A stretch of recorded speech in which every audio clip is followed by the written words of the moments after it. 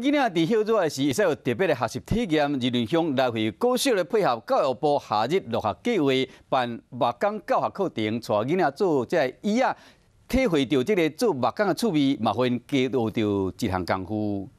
这些小朋友拢来做椅条，看起来真有气势。不过其实大家拢是头一摆接触木工，经过老师的指导嘛，愈做愈好。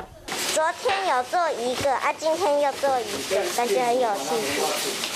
我希望明年可以再做一次。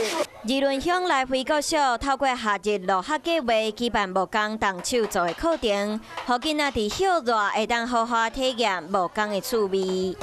刚开始觉得很可怕，可是后来习惯了，就觉得很简单，做出来很有成就感。 靠家己的双手完成特别的作品，相信来参加的囡仔拢充满成就感。你好，我是宋彦明。想知道更多的新闻内容，请订阅华视新闻的 YouTube 频道，并且按赞、订阅、开启小铃铛。另外，可以上 LINE 贴图小铺来购买华视主播的官方贴图。